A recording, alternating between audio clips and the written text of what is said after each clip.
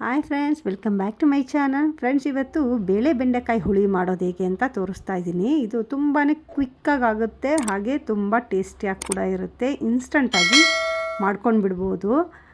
ವಿಡಿಯೋನ ದಯವಿಟ್ಟು ಕೊನೆವರೆಗೂ ಸ್ಕಿಪ್ ಮಾಡದೆ ನೋಡಿ. ಬನ್ನಿ ಮಾಡೋ ವಿಧಾನ ಹೇಗೆ ಅಂತ ನೋಡೋಣ. ನಾನಿಲ್ಲಿ 100 ಗ್ರಾಮಷ್ಟು ತೊಗರಿಬೇಳೆಯನ್ನು ತೊಳೆದ್ಬಿಟ್ಟು ಹಾಕ್ಕೊಳ್ತಾ ಇದ್ದೀನಿ. ಹಾಗೆ 3 ಚಿಕ್ಕ ಸೈಜ್ದು ನಾಟಿ ಟೊಮೆಟೊ ತೊಗೊತಾ ಇದ್ದೀನಿ. 1 ಚಿಕ್ಕ ಸೈಜ್ದು ಬೆಳ್ಳುಳ್ಳಿಯನ್ನು ಹಾಕ್ಕೊಳ್ತಾ ಇದ್ದೀನಿ.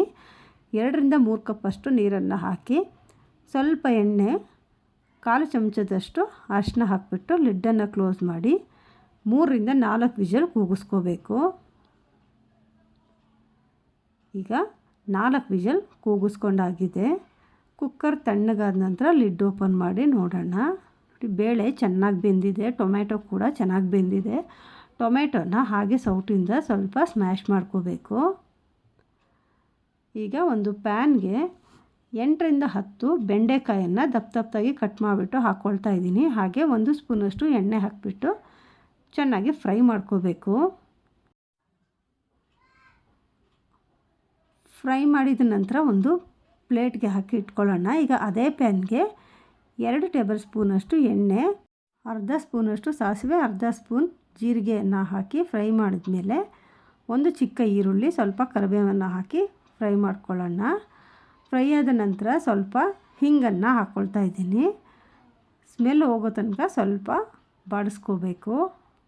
ನಂತರ ಹುರ್ಕೊಂಡಂಥ ಬೆಂಡೆಕಾಯನ್ನು ಸೇರಿಸಿ ಹಾಗೆ ಜಸ್ಟು ಮಿಕ್ಸ್ ಮಾಡ್ಕೋಬೇಕು. ಈಗ 2 ಸ್ಪೂನಷ್ಟು ಸಾಂಬಾರು ಪೌಡರ್, 1/2 ಸ್ಪೂನಷ್ಟು ಚಿಲ್ಲಿ ಪೌಡರನ್ನು ಹಾಕ್ಕೊಳ್ತಾ ಇದ್ದೀನಿ. ಇದು ಹೋಮ್ ಮೇಡ್ ಸಾಂಬಾರು ಪೌಡರನ್ನು ಹಾಕ್ಕೊಳ್ತಾ ಇದ್ದೀನಿ. ನೀವು ಯಾವ್ದು ಬೇಕಾದರೂ ಯೂಸ್ ಮಾಡ್ಬೋದು. ಈಗ ಬೇಯಿಸಿದಂಥ ಬೇಳೆಯನ್ನು ಹಾಕಿ ಮಿಕ್ಸ್ ಮಾಡ್ಕೊಳ್ಳೋಣ. ಮಿಕ್ಸ್ ಮಾಡಿದ ಮೇಲೆ 2 ಕಪ್ಪಷ್ಟು ನೀರನ್ನು ಆ್ಯಡ್ ಮಾಡ್ಕೊಳ್ತಾ ಇದ್ದೀನಿ. ಇದು ಆದಷ್ಟು ಗಟ್ಟಿಯಾಗಿದ್ದರೆ ಚೆನ್ನಾಗಿರುತ್ತೆ. ರುಚಿಗೆ ತಕ್ಕಷ್ಟು ಉಪ್ಪನ್ನು ಸೇರಿಸ್ಕೊಳ್ತಾ ಇದ್ದೀನಿ. ಉಪ್ಪನ್ನು ಸೇರಿಸಿದ ಮೇಲೆ ಮಿಕ್ಸ್ ಮಾಡಿ 4-5 ನಿಮಿಷಗಳ ಕಾಲ ಕುದಿಯೋದಕ್ಕೆ ಬಿಡಬೇಕು.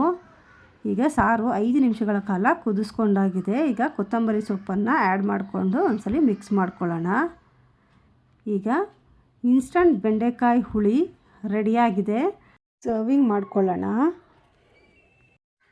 ನೋಡಿದ್ರಲ್ಲ ಫ್ರೆಂಡ್ಸ್, ಬೆಂಡೆಕಾಯಿ ಹುಳಿ ಮಾಡೋ ವಿಧಾನ ಎಷ್ಟು ಸುಲಭ ಅಂತ. ನೀವು ಕೂಡ ಒಂದು ಸಲ ಟ್ರೈ ಮಾಡಿ, ತುಂಬಾ ಟೇಸ್ಟಿಯಾಗಿರುತ್ತೆ.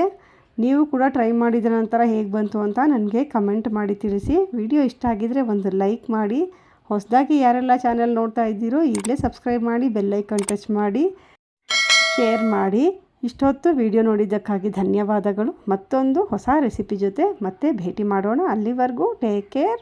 ಬಾಯ್ ಬಾಯ್.